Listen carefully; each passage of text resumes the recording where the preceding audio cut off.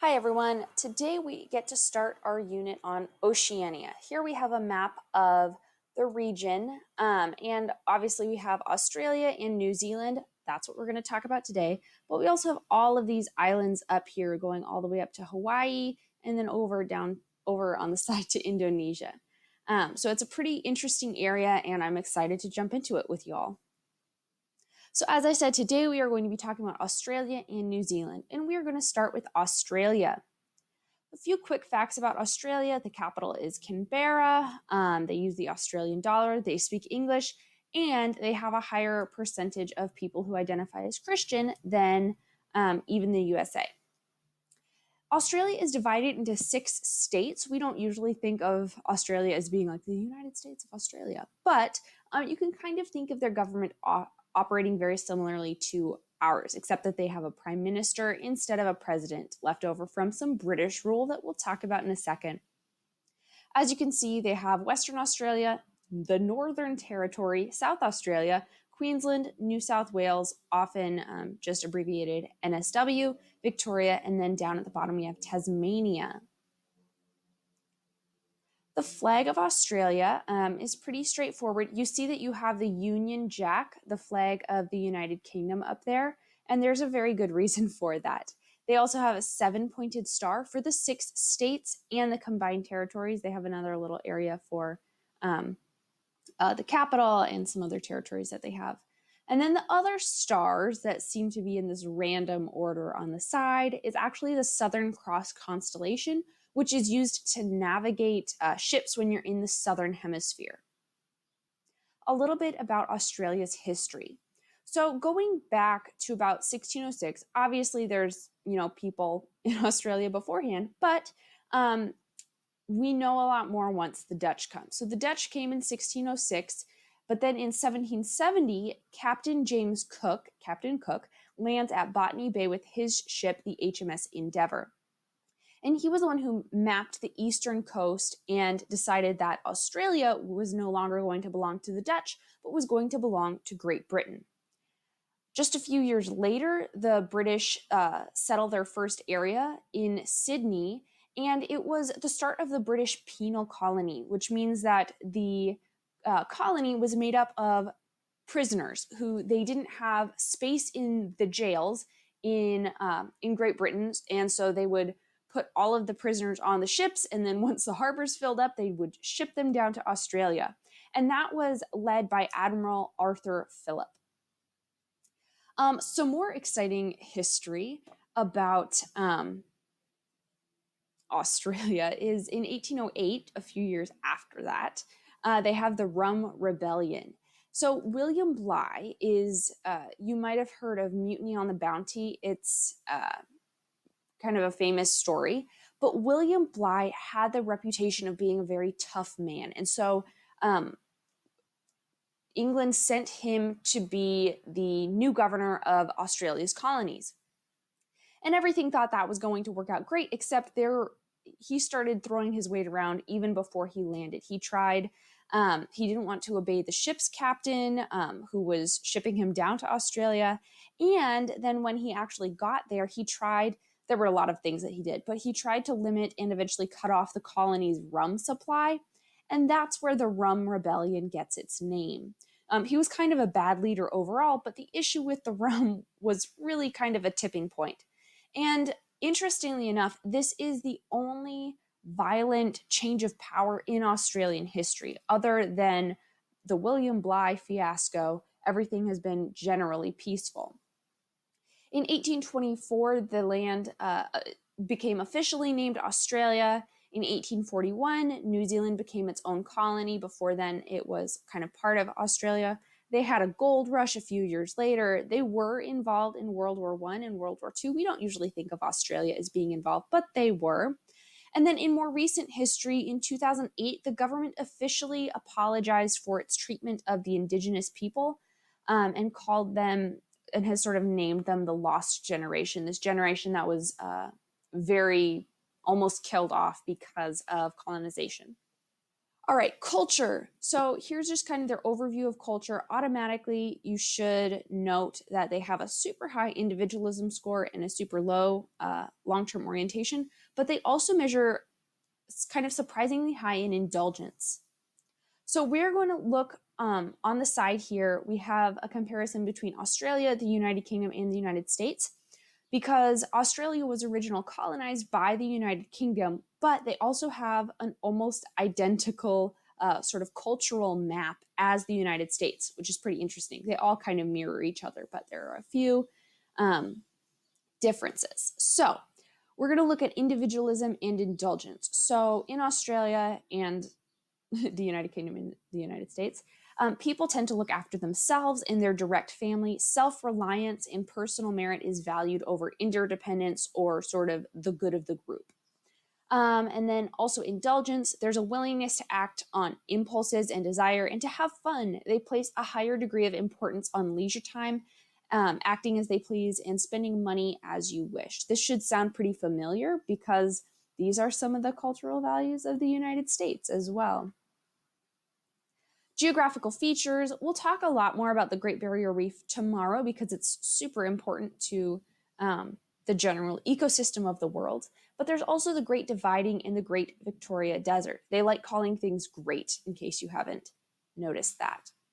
The Great Dividing Range is a mountain range. It's also known as the Eastern Highlands. It's Australia's largest mountain range, and it's the 5th longest land-based range in the world. It's also the source of several major rivers, which is pretty important to the wildlife and the people living on those rivers.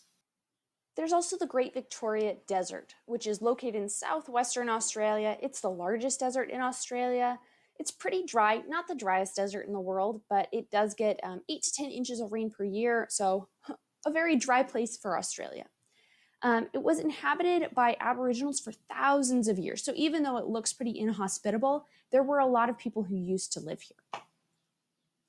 A few landmarks. The Sydney Opera House opened in 1973 and is a great example of sort of overestimating what you can do. They estimated that it would cost about $7 million and that it would only take about 4 years to live, but by the end of the day, or by the end of the 14 years that it took to build, they'd ended up spending over $102 million to build the Sydney Opera House. That said, more than 10.9 million people visit the Opera House every year, so at least they have some revenue coming in that way. Another landmark, there's the Uluru, a sandstone monolith, so basically a single massive rock, which was sacred to Indigenous people, but is also considered just a very magnificent landmark geographically. So some fun facts. This is the funnest fact, I think. Australia, the Great Emu War. So you would think that if the Australian Army declared war on the emus, that the army would win. And that's actually not what happened. The emus became so prolific that the army, they did declare war on the emus, but they had to surrender. The emus won, the military gave up. So it's just it's a fun fact. There you go. The Great Emu War of Australia. Some other slightly less fun facts. We're kind of going in descending order of the fun facts that I have. Tasmania has, or at least it had, the cleanest air in the world. Tasmania is that little kind of island off the southern point of Australia. And 80% of the animals are unique to Australia. So 80% of their total wildlife doesn't exist anywhere else. And those include things like the kangaroo, the platypus, and the koala. Or I should say don't exist natively anywhere else. And that's going to become a factor in this next thing that I have. So I'm going to play this here. A mass evacuation this morning along Australia's southeastern coast, with bushfires looming and extreme danger ahead. A heat wave expected to push temperatures over 100 degrees Fahrenheit by the weekend. Tourists, residents, everybody being told to get out. Thousands of people remain stranded on beaches, figuring the water may be their only escape. Practically a war zone. It's just ridiculous. Local fire brigades, mostly volunteers, are doing what they can to help keep the fires from spreading. But the threat here is unprecedented. With over 100 fires burning in New South Wales alone, barely half of them are contained. At times, firefighters battling flames over 200 feet high. One of the biggest concerns, wildlife caught in the fire's path. Images of residents saving koalas going viral. And while authorities say there's no way of telling how many animals have been killed, experts say it's likely to be in the millions. It was right on my window, the side of my truck got melted. Over 12 million acres of the country has burned. In burnt-out areas, there's no electricity, water, or phone service. The government has deployed the military, but is being criticized that it isn't enough. What we're saying is we cannot control the natural disaster, but what we can do is control our response. With little time before the fires are expected to reach here, there are huge lineups for fuel, and at supermarkets, people waiting for hours to comb empty shelves for food, water, and supplies to get them through it. But I'd say to anybody, don't stay, just go. Water bombers will resume their runs in the morning. They're trying to keep the larger bushfires from merging together. The problem, of course, is that there's no controlling the weather, especially the wind, which is expected to get stronger over the next couple of days. So people are bracing for what could be a very dangerous weekend here. All right, so Australia's forest fires. I'm sure that you guys have heard something about these. They have been going on since the winter, and are still going on. They've subsided just a little bit. But consider this, if 80% of the animals are unique to Australia, having fires wipe out millions of those animals is a pretty big deal, not just for your country, but for the world. Also, the air, there's been smoke and ash blown all the way down to South America and things like that. So these fires are a pretty big deal for the world and not just Australia, even though they are pretty devastating for Australia. The good news, I suppose, is that they are handling the COVID crisis fairly well so far. They've had, I think, only 99 deaths so far, which is better than other countries. So some fun stuff, some hard stuff. Next, New Zealand. All right, so a few quick facts about New Zealand. The capital is Wellington. You can see on the map here, New Zealand located off the southeastern corner of Australia. They use the New Zealand dollar, and they are 89% Christian, which is even a higher percentage than Australia.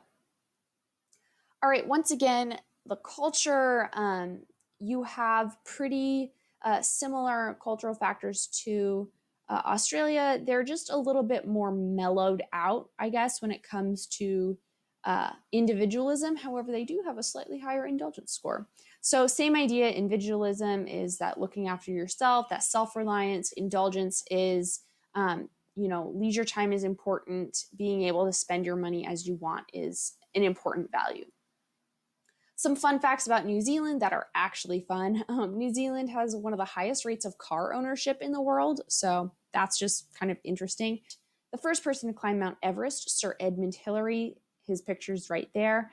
He was from New Zealand, and also New Zealand has won more Olympic gold medals per capita than any other country. Other fun facts, Lord of the Rings was filmed in New Zealand, so if you want to get a good look at some of the geographical beauty of New Zealand, just watch Lord of the Rings. All right, so that has been Australia and New Zealand, our little introduction to Oceania. I hope you guys learned something. Make sure that you fill out the questions after this video. Have a great rest of your day.